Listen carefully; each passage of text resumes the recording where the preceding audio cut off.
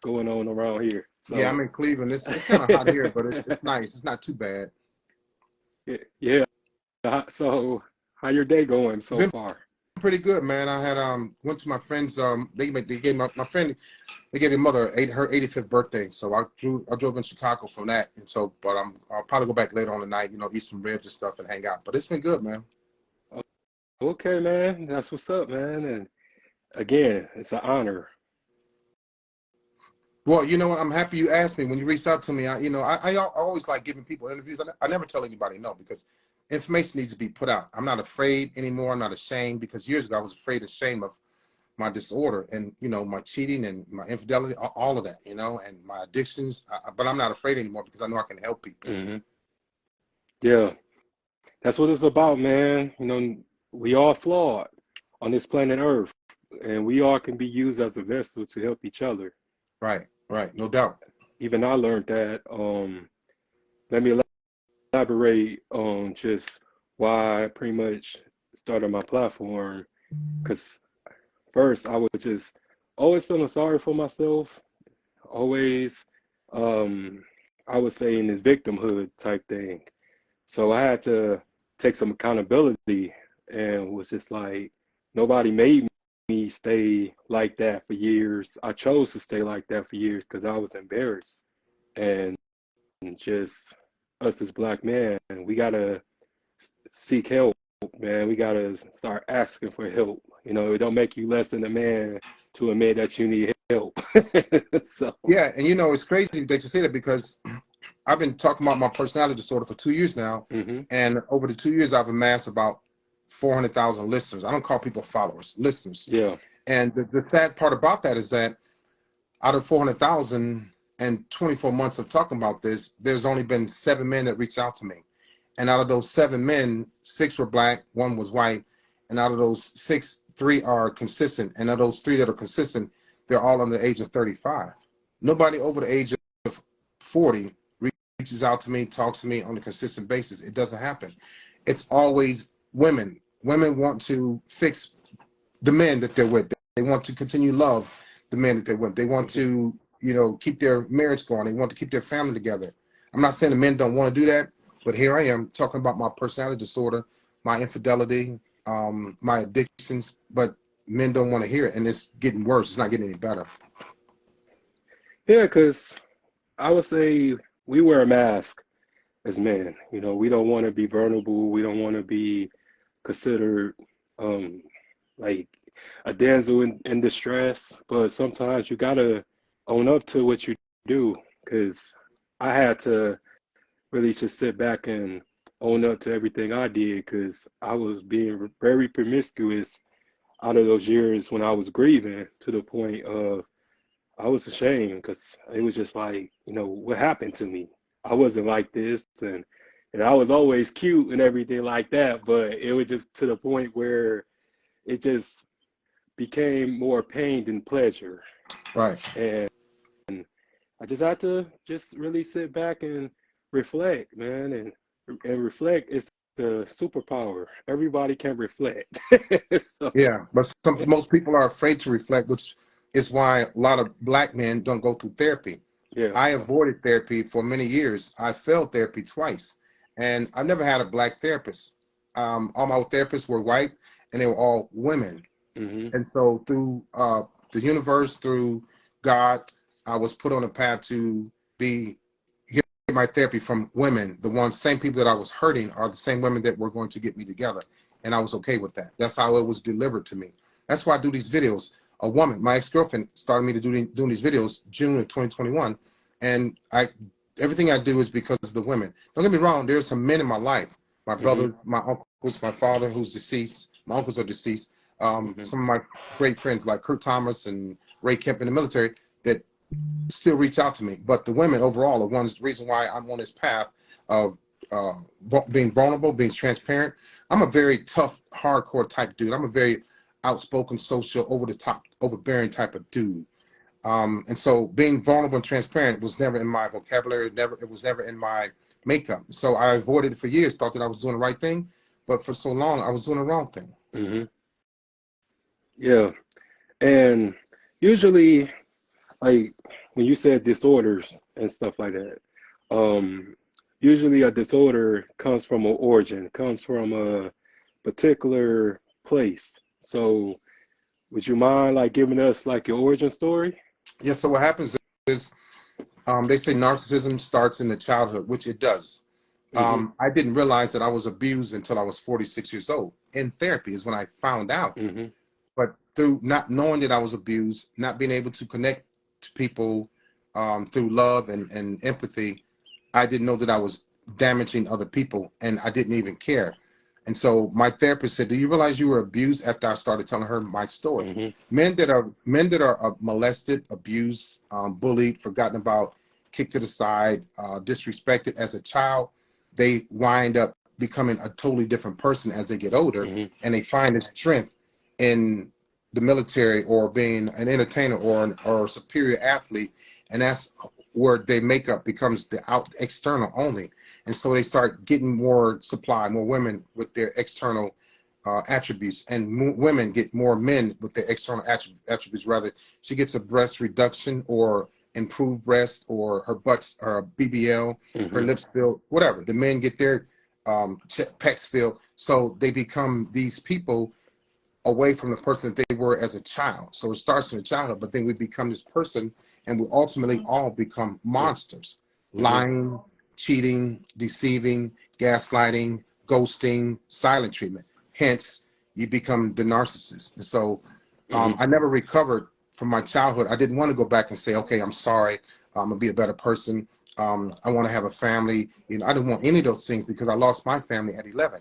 So they Mm-hmm. say it's hard for narcissistic people to change. It's hard because we think we have to go back to that nice, generous, kind little boy. We do, but Mm-hmm. being the butthole, being overtop, being abusive, verbally abusive, for some people, mentally abusive and physically abusive. I wasn't those. I was mentally abusive, but not physically abusive. Getting the awards and winning and people kissing your butt and putting you on a pedestal and stroking the ego, that feels good. Mm-hmm. And so it's hard to let that go. But I realized that I can let those things go and still be a good person, still be a good boyfriend, still be a good husband. Mm-hmm. But I failed at being a husband and boyfriend. Man, that's really deep, man, because I just always sit back and wonder is how come toxic behavior became such the norm? Well, because you wind up finding somebody that you can control based on your toxic behavior, based on your personality, based on your demeanor, based on your abuse. There are good people out there that succumb to our actions of narcissism. And so you have a sense of power, you have a sense of control over those people that maybe years ago somebody had power and control over you and you didn't Mm-hmm. like it. My Mm-hmm. cousin, my babysitter, my uncle, other family members had power control over me. And once I gained that for myself, I started to liking the power that I had over other people, but I overdid it and I didn't let it go for probably 35 years. Man. Yeah, because it's really crazy, and not to be disrespectful to my peoples and everything like that, but I had just found out that I was raised in that type of environment and didn't even know Right. it. Didn't even know it until recently because I stumbled upon um, narcissistic abuse and toxicity and mental illness. I just stumbled upon these videos and it was just really hitting. It was like people knew my life and had a surveillance camera, and I had to look at the lens, and the Right. lens is metaphorically into looking inside yourself and looking and really observing just who you became and stuff. And because I didn't have a dad and this and that, my mom raised me. So they always say that a absent parent hurts the child, but the present parent can also hurt the child as well. And I don't even think my mom even know or she's aware that she suffers from these traits. Maybe she's repeating for something that she was raised or Oh, she's how definitely she was. repeating it. Yeah, Yeah. she's definitely repeating it. And then you started repeating it. I repeated it, and I didn't see a way ahead because aside from hurting women, I was in the military, and we're very dangerous men, just like uh, high value men, entertainers, athletes, well-paid athletes. They're very dangerous when it comes to love and empathy. They don't like it, they don't have it, they don't want it, they don't need it. They think. And so they go on this course of destruction and hurting people by any means necessary, and always replacing somebody that they hurt. That's why you hear about the supply. Mm-hmm. It was very easy for me to do that, you know? And so we repeat our hate behaviors, we repeat our actions of those that are around us, that are raising us, that are grooming us, that are developing us. And so we have this mindset, Mm-hmm. and then we don't want to change. And it just becomes worse when we're becoming very successful and getting paid well. I was making $120,000 in the Navy, and I was single. And so I was, you know, it became just demonic. I just became this dysfunctional, whorish dude as a leader. And so I didn't have any morals, and I lost my you know, character and integrity. But we repeat it because it's a feeling that we have. It's a way of life. Mm-hmm. Yeah. Yeah, so go back to the supply. So what that feel like when you in that mode? Because I You feel know, like a king. You feel like okay. you're unstoppable. You feel like you're untouchable because we go for the women that need us. Mm-hmm. I wasn't going to go for a woman that didn't need me, because I would ultimately wind up knowing, and I knew that I would need her. I would need her for discipline. I would need her for structure. I would need her for caring. But I didn't want those things at the time, because it would make me feel vulnerable, and I didn't know if I could tolerate it. It would make me feel transparent and open and to somebody that could possibly be afraid of. As a child, as a young adult, I was afraid of girls, and I felt bad. Like, man, I don't know what to do with these women. So I started studying women and watching a lot of porn, but I overdid it. Mm-hmm. And so the women that the supply, you find the ones that have low self-esteem, no confidence, the ones that will listen to you, the ones that make you feel like they need you, the ones that make you feel like they can't live without you. So it's empowering. It makes you feel good. It makes you feel like, you know, I can have her, and her, because they're pretty much all the same type of woman. They might be Mm-hmm. different in height and weight and skin color, but mentally they're all the same woman. And so that was easy for me. It was rude and it was disrespectful, and I wish I'd never done it. I wish I was never promiscuous. It was fun when I was doing it. I thought I liked it, but I was very risky and I was very dangerous, and I put a lot of women in their life in danger too. Mm-hmm. Yeah, that's how I felt during the situation. Because um, I would say just with me, it's it's been really alarming, and it's been like a wake up call because I got this chick wanna be with me right now, but I just told her like, look, I gotta get some therapy. I gotta talk to somebody because I don't want to hurt you. I don't want to add on to your trauma because I don't want you to just be loyal to mine because that would be selfish. So That would I be was doing the unfair. same, right? I was doing the same. I was saying the same thing, Will, but I wasn't doing anything about it. I Hmm. was telling them, look, I'm no good. I'm broken. I'm dysfunctional. I'm dangerous to be with. And I didn't want to hurt these women, but I wound up hurting them anyway. But I wasn't doing anything about it myself. I wasn't enrolling in therapy. I wasn't like watching movies or videos about narcissism, or, you know, being have a healthy mindset. I wasn't doing any of that. I was just telling them like, look, this is who I am. But then they wound up being with me, but I didn't do my part, and so I was wrong in doing that. I was wrong. I would tell them that, look, I'm dysfunctional. I'm going to hurt you, but I didn't do the right thing and backing up and going through therapy. Instead, I kept pursuing them, knowing that I was going to hurt them. It was like an addiction, and I will always regret that. Yeah, and that's tough. That's it's really tough to be the monster, but sometimes it takes for you to be the monster so you can be the helper. If you want to help eventually, yeah, that could Hmm. be a true statement. But I started enjoying being the monster, and I didn't see it. There was no end in sight, you know. And so narcissistic people we are repeat offenders. Hmm. We repeat the same thing and we offend people, and we go offend and repeat the same thing to the next supply. There was no end in sight until I got therapy. Yeah, I wanted to ask you, do you think this is a silent epidemic? No, it's not silent. It's just that people have been talking about it for a long time, but it was like nobody knew what it was. What it was. They weren't calling it. They started this in the '80s, but it was kind of like it was silent for a long time. But people like me and you interviewing me and people like Lee Hammy and Ben, Raw Motivations, those people, and there's some women out there too that are talking about it, and it's still people are like, well, what the hell? I knew it. I was dealing with this. I felt this kind of way, and I'm addicted to it, and I'm stuck on him. So they know it's a name to it now. Mm-hmm. And the only cure is talk therapy, but people don't sit and talk therapy long enough because it's embarrassing, it hurts, it's Mm-hmm. time consuming, and they really don't want to change. Mm-hmm. Well, because they like having a bunch of supply, they like being able to hurt people with their words, they like cheating, all those things I'm talking about now. I enjoyed it because having morals and being having standards and structures. I had that at work, but after work it was just time to play in my little demonic playground, and I would have a few women to do that, and I was wrong. And so it's like they always tell women, oh, you go buy a dog and die alone. I have a dog. I could possibly die alone. I'm not ready for that.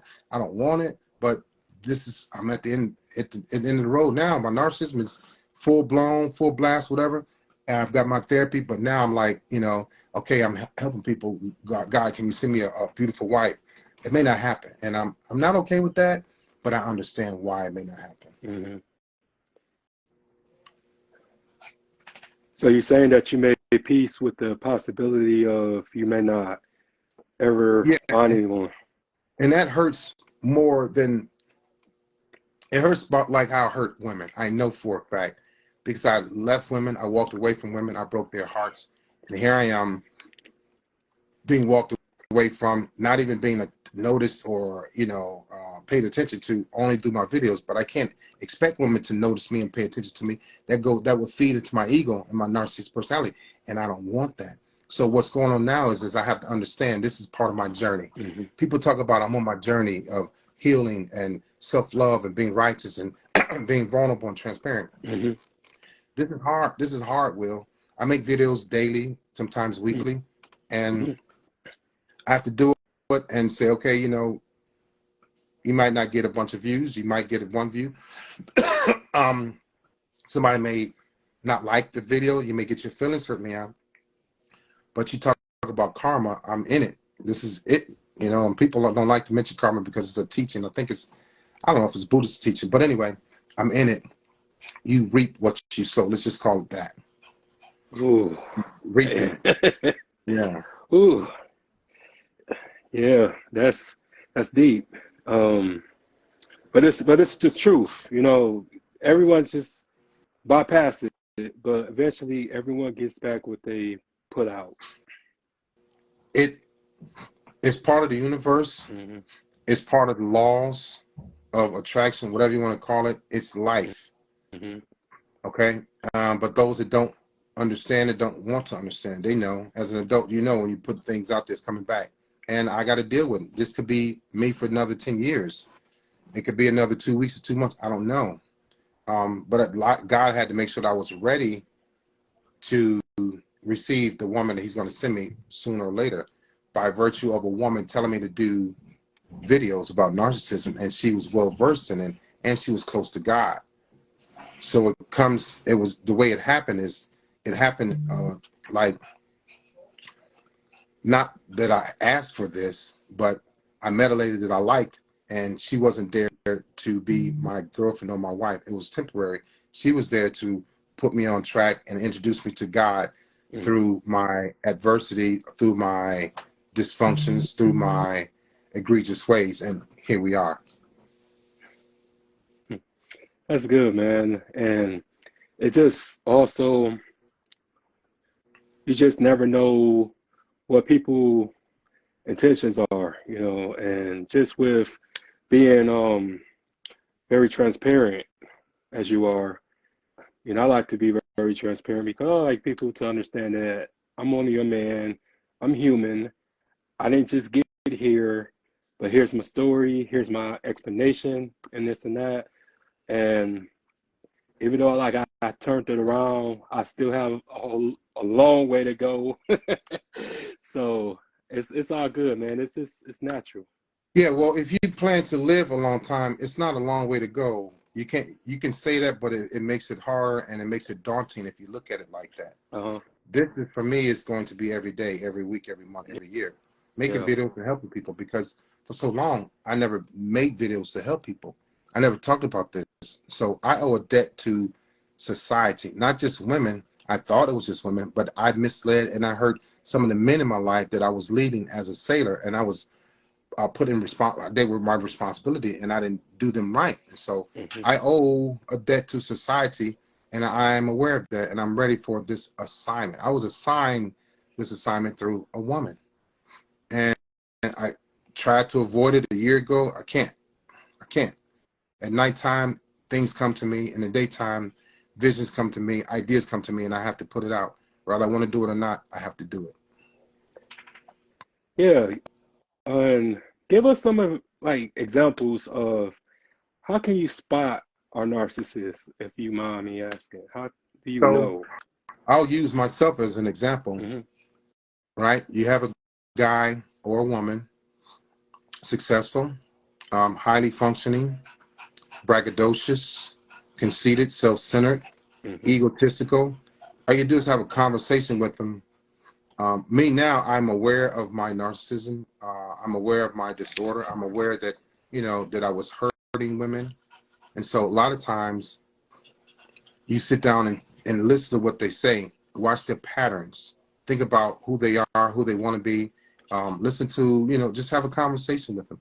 It'll come out. You'll be able to tell, he has issues with his mom, or he doesn't talk about his mom, which I didn't, or she doesn't talk about her dad. So maybe he doesn't know, since he don't talk about his mom, he doesn't understand women. Or since she don't talk about her dad, she don't understand men, right? And she's always talking about her six figures, or he's always talking about his fraternity, or he drives up in his Benz, or he drove up in his Jeep, or he has to wear certain. It's always these external factors that drive narcissistic people. It's not internal. Okay, my moral compass was off since I was a little boy, from 11 years old. So it's not it. We're not showing up with anything internal because we don't have it. We don't care Hmm. about it. We suppress it. The love and empathy is gone. There, it's true. So I don't want to talk about my weaknesses. My love and empathy was a weakness. So I'm talking about my strengths. Hmm. I'm talking about my military career. I'm talking about being Sailor of the Year, being awarded, being rewarded, making six figures. Fraternities want me to join their fraternity. I can run a half marathon. I can run a marathon.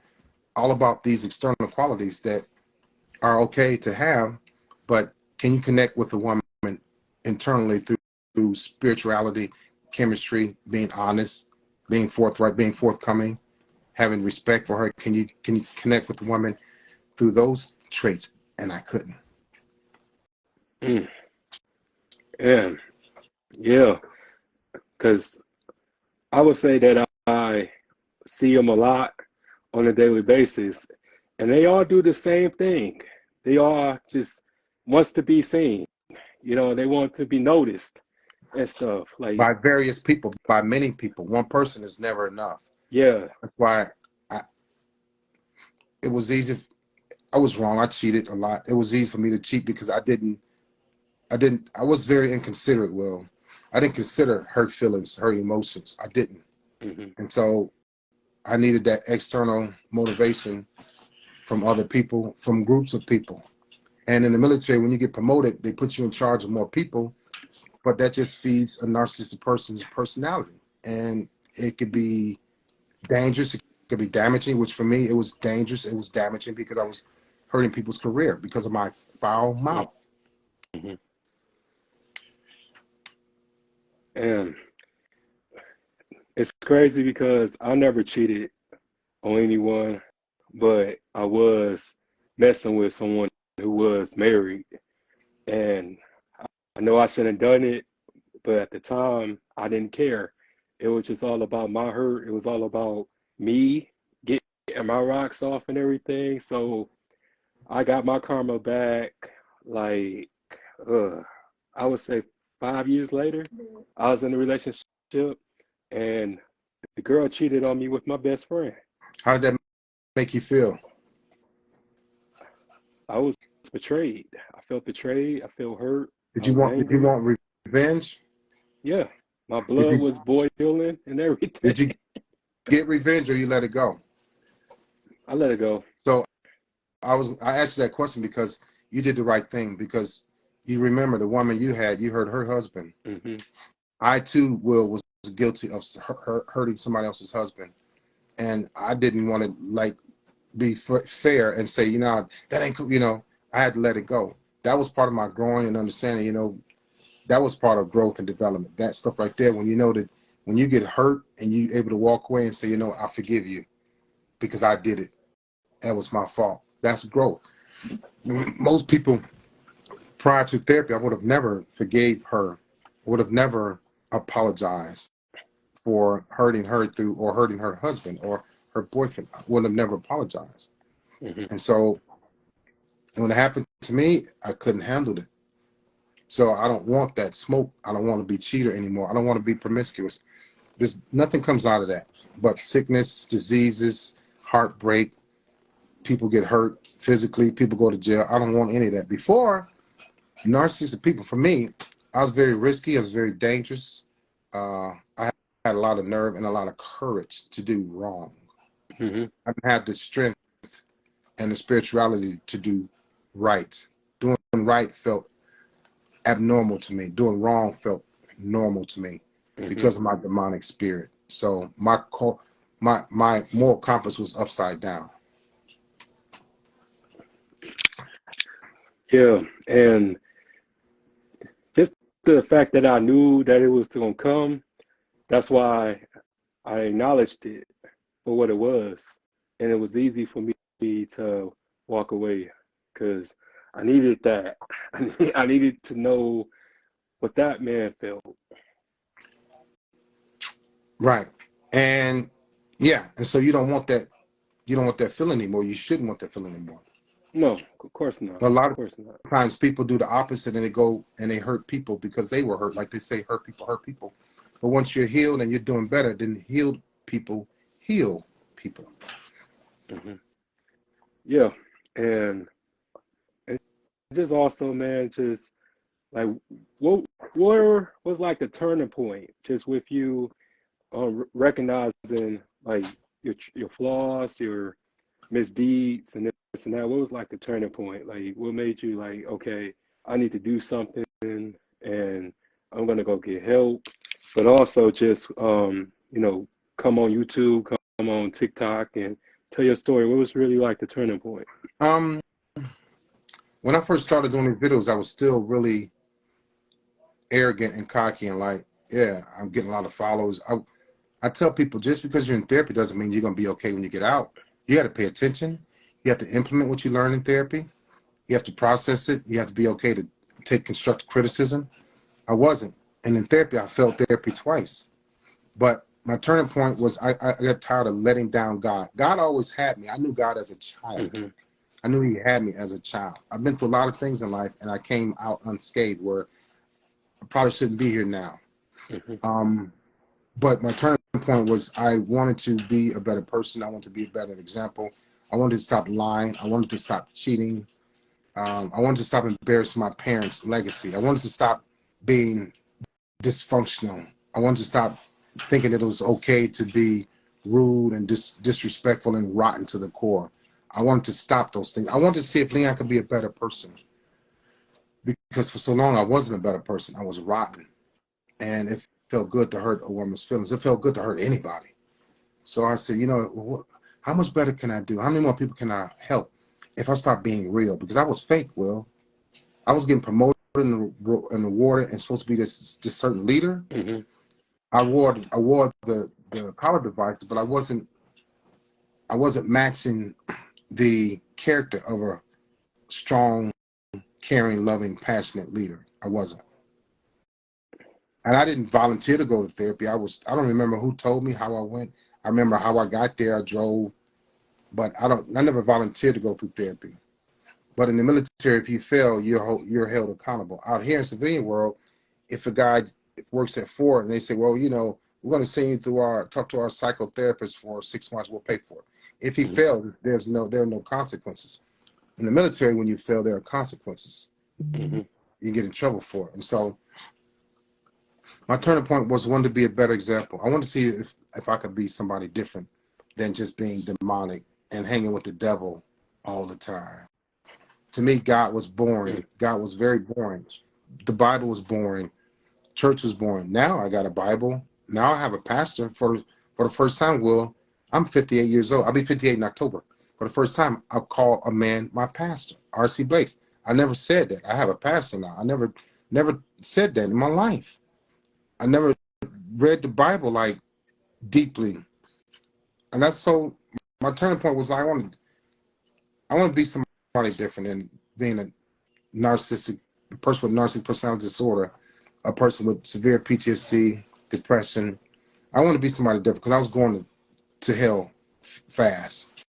And before I was living in hell, I loved it because I could still operate as a functioning alcoholic. I'm like, if I'm in hell and I'm hurting people and I'm still getting awarded and I'm still winning, this can't be wrong. But it was. Yeah, that's so deep because I'm just turned 35. So At your just, age, bro, there was no stopping me. At your age, at 35, no. I wasn't going to see a psychotherapist, a psychiatrist, psychologist at 35. No. That's why I know when women call me about their boyfriend or husband, or men call me about their husband or wife or girlfriend, I first say, so how old is he? She'll go, oh, he's 33. I don't like discount him totally, and I don't put him down. I don't say it's over, there's no chance, but I tell him where I was at 33. I was cheating in my marriage, my fiance. I was abusing women at 33, and I was supposed to be this all-American citizen in the military. I lived a double life because I had a double mind. yeah, yeah. So it just hearing you talk, man, it just lets me know that they fully aware of what they're doing. You know. People say, well, they don't know what they're doing. Yes, they do. These are grown people that are actually going to work. They're CEOs, COOs, CIOs. They're athletes. They're police officers. They're doctors. They're lawyers. They're dentists. And you mean tell me you believe that they don't know what they're doing? I was in the military for 32 years, Will. I was an E9. My last job before I retired in 2015, we had 42,000 people. You mean tell me I don't know what I'm doing? If I can get up, take a shower, eat breakfast, put my clothes on, drive, don't run the red light, get to work safely, and leave people log into my computer and start working, I don't know what I'm doing. Women actually say on social media, well, we know they don't know what they're doing, or they'll never change. Those are lies. Those are lies, Will. Women will say, well, Leon, I don't know if you've changed, or Leon, I don't think narcissistic people can change, but you're doing pretty good. They'll go, but my husband he's 100% narcissist. And then I'll go, has he been diagnosed? They'll go, no. Has he been in therapy? No. But you sitting here doubting me, but you know for sure your husband is, and he's probably not. So some of these people, not just women, men too, have been lied to so much they don't even recognize the truth. Well, Yeah, it's really hard to recognize it, especially when you have been programmed, and a lot of us has been programmed. yeah, I was programmed as a child, and I'm going to program her as an adult. You know,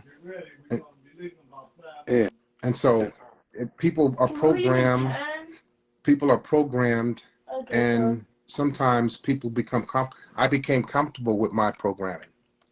So if a woman liked me, if she loved me, she was into me, she became programmed along with me. So the people that programmed me programmed her. So in therapy, I was still hurting people by the people that hurt me in the 70s, and I was hurting people in 2000, 2001, 2002, 2003 from people that hurt me in the 70s. So you pay it forward because it became something for me to hold on to. It became a treasure of sorts. Because like I told you when we first started talking, I became this person that I didn't know, I didn't recognize, but he was confident, he was strong, and he was powerful. And I didn't want to let him go. Me.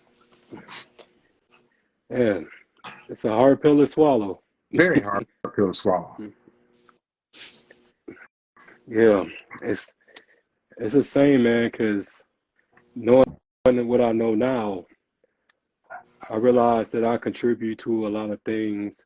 So I decided to separate myself from the people that I feel was responsible and the people that wasn't, or the people that have no knowledge of what they're doing and stuff like that.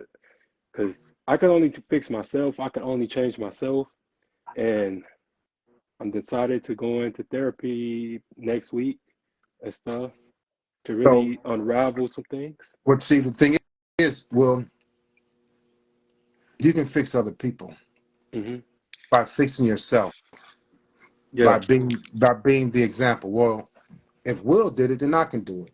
If Leon did it, then I can do it.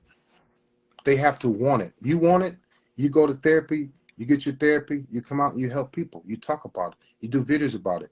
All right? Like I told you, 400,000 listeners, 24 months, 7 men have reached out. 6 are under the age of 35. 3 are consistent. Hmm. Nobody over 40 consistently reaches out to me. They're not in therapy, but they want to keep their wife. They want to keep their family, but they're dysfunctional and they're damaging people, and they don't want to stop living the way that they're living. So you can help other people by enrolling and talking about it. Yeah. Yeah. And do you ever get any type of like messages that you kind of feel like you exposing their secrets or the secrets? Right? Right. So that's why I say Leon did this, I did this, I Hmm. did that. I'm not gonna say I don't say Will or Greg or Mike or Larry or Henry. No, because they'll say, "Well, you throw me under the bus, man. You're wrong." I don't do that. Hmm. Everything I talk about is what I did. Everything, I was addicted to porn at 7. I lost my virginity at 8. Right, Leon. Right, I cheated from age 18 to whatever in my Hmm. 40s. Right, it's what did I do? And so I try to protect myself from them saying I'm throwing them under the bus and I'm giving up the man code, the bro code. Hmm. I lived that bro code for a long time, Will, and it didn't get me anywhere. Nobody said, Right. "Hey man, here's a bro code. Stop cheating on your wife." Nobody said that. Hmm. Nobody said, "Hey, stop cheating on your girlfriend. She's a good lady." That's the kind of bro code I have now. Hmm. I don't tell men, you wrong, bro. You know. But if they reach out and say, "Hey man, what do I need to do?" Fix it. Go back home because you're gonna break down when you see another man leaving your house at 3 in the morning, and you know what just went down. Because you know how many homes I left at 3 in the morning, and then when it comes back and happens to me or him, he ain't gonna be able to handle it. But I'm gonna be there for you, even though you unfollow me and you talk about me and you don't watch my videos. When it happens to you, brother, I'm gonna be there for you because I know what's about to happen. When you hurt a good woman or when a woman hurts a good man, they are about to go through hell right here on earth. It's going to happen. Good people don't suffer for a long time. They hurt, they get hurt, they have pain, they get their hearts broken, but they get rebuilt by God. I know because when God rebuilt her, the ones that I hurt, I was stripped. I had no strength to do anything but sit back and watch and cry, Leon. So all I'm trying to do is help these men. To answer your question, it don't bother me about them saying, I'm throwing, man, you're giving up to secrets. Bro, when I was living those lives, when I was out there, nobody said, hey, man, stop cheating. Or, you shouldn't have that many women. Or you shouldn't be Hmm.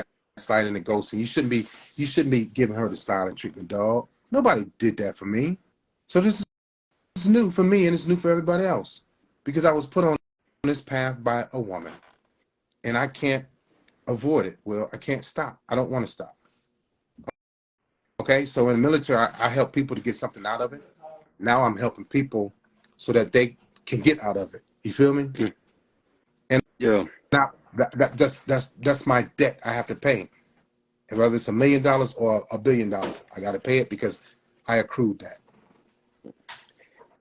Yeah. And I always ask this question to people is, do you think you found redemption or do you think you redeemed yourself? No, I don't think like that because I got another 50 years. Mm-hmm. Okay, I'll be 108 when if God takes me out then and say, hey, come on home, then I would have redeemed myself. It was not going to happen before that, and I can't expect it to happen before that because I don't know.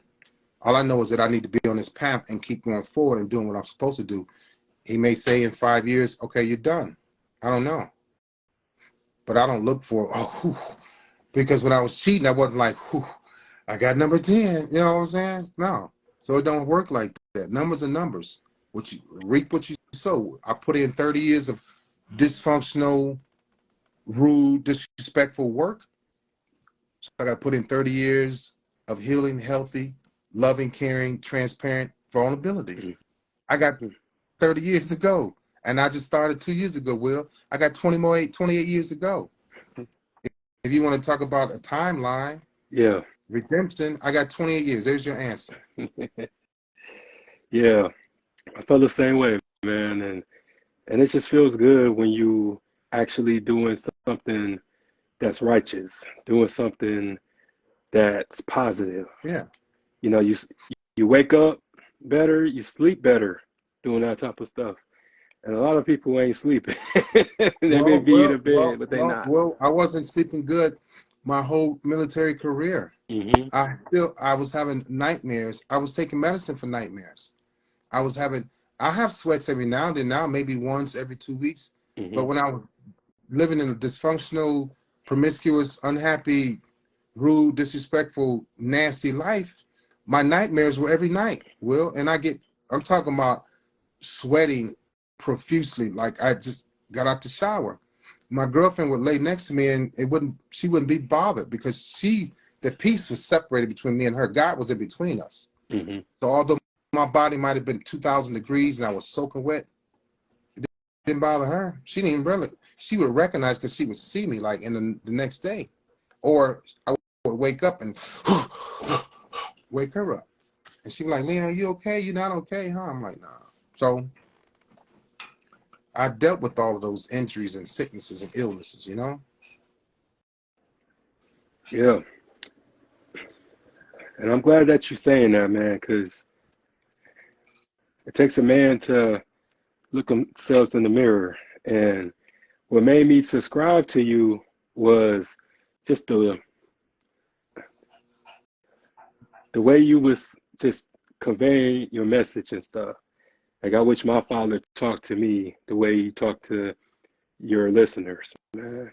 That's what made me subscribe to you because I just heard the sincerity in your voice. And I appreciate that because for years, well, I wasn't sincere. Mm-hmm. Years ago, you couldn't get me a man couldn't get me to do this. A woman did. And I wanted to make some changes. I want to see if I could do it. And she recommended it. And when she said that, I'm like thinking to myself, I'm a tough dude. I'm hardcore. This is a totally different ball game, brother. I was scared. And I started doing the videos and it was like, man, I didn't even have to think about, I don't plan the video. I sit down and it comes to me and I put it together, boom, I post it. And I know that's from God. Mm-hmm. So, I'm glad I'm on this journey now. Yeah, me too, man. Keep up the good work, man, because you doing God's work, man, for real. Because you helping me too, man. And I'm just soaking this all up because I just want to be a better person as well and stuff like that. Because I would say that I played a lot in my 20s. I played a little bit in my early 30s, but in my mid 30s, I'm taking accountability. I'm making changes. I'm elevating. I'm evolving and stuff like that. So it's really our responsibility to put in the work on the life that we want. Yeah, you know why black men don't get therapy? You want to know why I think we don't get therapy? Because we're groomed and raised to glorify athletes, hustlers, Yeah. womanizers. We're groomed and raised to not cry. We're groomed to protect and provide. We're groomed to know how to fight, not be a punk. man up. We're not going to. So Leon, this is how you say I love you. If you feel it, you know, you find a girl that you like, and she says it, you say you feel it. I love you, baby. You look in her eyes, Leon. You hold her hands and you hug her and you say, I love you, baby. I'm not going anywhere. I'm not going to ever cheat on. We're not groomed. We're not raised like we're not taught that. You know, when we hear one of our friends, and man, I think I love old girl, we laugh at them. I did. We're groomed to have many women, to be promiscuous. Not everybody. There's some men that are not groomed like that, but we're groomed to be promiscuous, to be womanizers. We're groomed to see women as beneath us. Although we're here because of women. You're here because your mom didn't abort you. I'm here because my mom didn't abort me. Okay, I can't develop a placenta, umbilical cord. I don't have ovaries to create life. I have the semen to give it to her, and then she turns into you and me. Okay, that's why I have the much love and respect for women. Thinking about how I got here, I'm able to be a leader and multitask because of my mother. I have a strong mind because of my mother and dad, but I wasn't groomed to go to the Christian Science room and study the Bible. I wasn't groomed to play chess because it's a thinking man's game. I wasn't groomed to understand a woman's menstrual cycle and not make fun of her and rub her stomach when she's in pain and listen to her and, you know, not want sex for 3 to 5 days, whatever. I wasn't groomed. I found those things out on my own. I was groomed to be a man to protect and provide, go to work, pay the bills, yell and scream, shoot dice, smoke cigarettes, smoke cigars, watch porn, have a bunch of women. That's not being groomed to be a husband. When I got married, I was in my 30, 31, 32, 33. I didn't know how to be a husband. My wife knew how to be a wife. But I wasn't groomed to be a partner. I wasn't groomed to be a companion. I was groomed, and there's no disrespect to the men in my life, I was groomed to be a whore. And you think a man whore is going to learn how to be married, let alone be a father? I failed, Will, as a husband. I failed as a father. I'm still, at 58, I'm still learning, you know, fatherhood. I'm not ashamed to say that because some men won't say it, but I'm tired of hiding things. I'm tired of not talking, man. So I'm going to talk every day and every week, and I meet people like you. Yeah. That's what warms my heart. Yeah, thank you, man. I appreciate that, man, because throughout my life, I just learned how to survive. But now, well, you got to thrive. You got to thrive, Will. You got to thrive. Right. I was surviving too. Yeah. But you got to thrive, and then you help other people thrive. Yeah. We're put on this earth to move, to love, to cherish, to help people, to build, to uplift, to celebrate. That's why we're here. We're not here to put people down and break people off and break people up and break up families and yell and scream at people and punch. We're not here for that. That's developed. That's learned behavior. There's nothing biblical or spiritual about that. I learned that the hard way. So you're not here to survive. You're here to thrive. You're on the platform. You got headphones on. You talking to people. You ask people questions. Yeah. That's giving back. That's giving back. That's love. Yeah. Yeah, because like I said, man, it was a long process, but at least I did it. At least I got here. And I'm grateful. I'm grateful for even my upbringing, because my upbringing made me who I am today.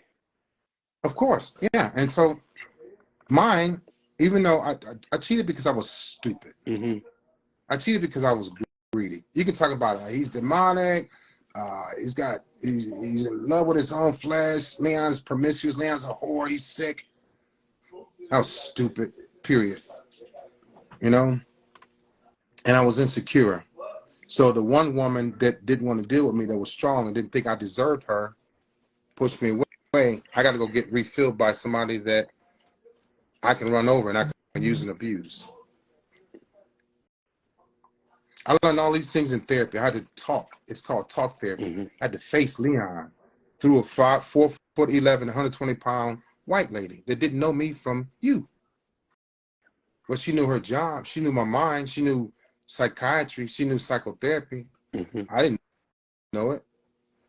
So it didn't matter who you seek. It doesn't matter who you talk to. I just met you a couple of weeks ago, whatever. I can learn something from you. So you're not surviving. You're thriving to help other people.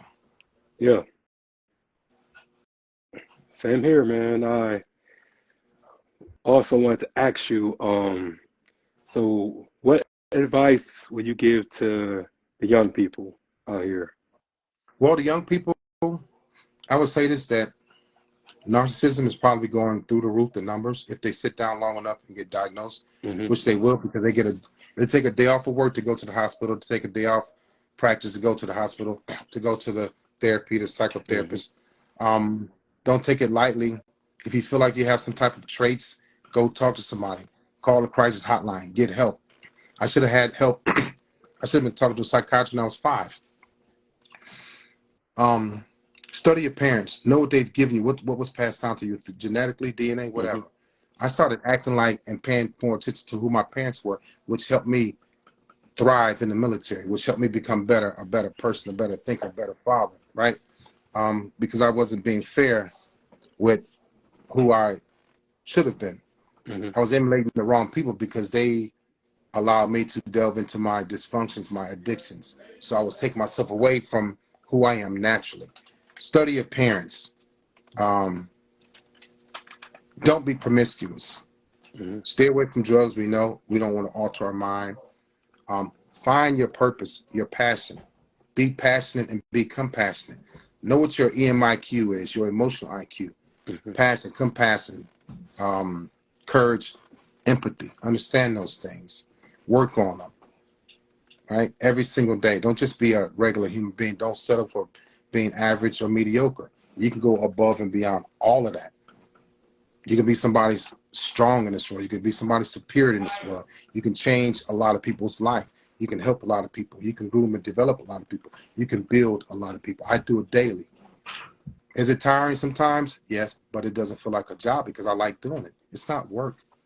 You can do 5 or 10 things in life. Some people stop at one thing, when then they fail, they give up, they quit, then they become dysfunctional, then they become depressed, and they start smoking, they start drinking, and they start hurting people, and they start robbing people, they go to jail, and life is over, and they commit suicide. Do 2 or 3 things. Just because you stop at one thing don't mean that you're not going to be successful. You just have to you need to find something else. There's something else for all of us to do, Will. I might do a podcast. I don't know. I'm gonna write more books. I never thought that I could write books. I'm an author of 3 books. I sat down, I studied my parents, I studied myself, and I started doing. Most people go to work 8 hours a day, they come home, they eat, they watch Netflix, and they go to sleep and do the same thing for 30 years straight. Not knowing that they could have done a whole bunch of things, helped out a whole bunch more people, saved a whole bunch of money, invested a whole bunch of money, changed their neighborhood, changed their community, but they chose to just do 1 or 2 things. I'm not like that. Right. And I call that the American nightmare instead of the American dream. The real American dream is building yourself up, because this is the land of the opportunity. If you want the opportunities, just people just expect instant gratification. But I believe in paying dues. I believe in waiting my turn. But also, while I wait my turn, I go make my noise. I'm gonna make my calling. I'm gonna make my battle cry while I wait my turn. So I agree with you, man. But yeah, man, I really enjoy you coming onto the platform. And well, anytime, brother. Yeah, I can't wait for part 2, part 3, part 4, because it's going down. You let me know. You know, you got my number. Reach out, let me know, and we'll do it, Will. Yeah, for sure, man. And also, man, I just wanted to actually, do you have any final thoughts? My final thoughts is for men. Therapy is good. Therapy is healthy. Therapy was tough, it was hard, but it became fun. I learned a lot about me through a lady that I didn't even know. Okay, I learned a lot about my mother through a lady I didn't even know. Get your therapy. Don't be ashamed of it. A lot of people, women nowadays, when you start dating, they're gonna ask you, "Hey, are you in therapy? Have you been in therapy? What's up, man?" You know, start looking for white flags, not just red flags or green flags. Start looking for white flags. What is that? What has that person surrendered? Have they surrendered to being verbally abusive? Have they surrendered to being spiritually or mentally or physically abusive? Have they surrendered to being promiscuous? So ask about the white flags. Yeah, what's your white flag? Well, I don't smoke. I don't smoke cigarettes. I don't smoke cigars. I don't smoke weed. That's the surrender I gave up. I surrender my soul, my spirit to God. You know, I'm on a different path now. I want to learn more about God. I want to love God more. I want to read the Bible more. So ask about people's white flags. Study your parents, okay? Whether they're here or not. Both my parents are deceased. I learned more about my parents after death. My dad died in 99. My mom died in 2012. He was alcoholic. My mother was a crack addict. I learned more about them after death. AD, okay? Be passionate about life. Be courageous. Stand up for people. Stand up for yourself. Have moral courage. Stand up for your people, your family, your friends, your children, right? Don't quit. Thrive. Don't just survive. Live. They say people die at 25, but they're not buried until they're 70. So they stop growing, they stop living, and they meet narcissistic people and they give up and they get sick and they just go away, leaving a legacy of nothing behind. So think about what you want to leave behind and get there and do it. No doubt, man. And again, thank you for coming, bro. And we will be in touch. And again, it's a pleasure. My man, call me anytime, Will. I got you, my brother. Same here, man. You take care. All right, All you right. too. Thank you. Bye-bye. Thank you. Bye.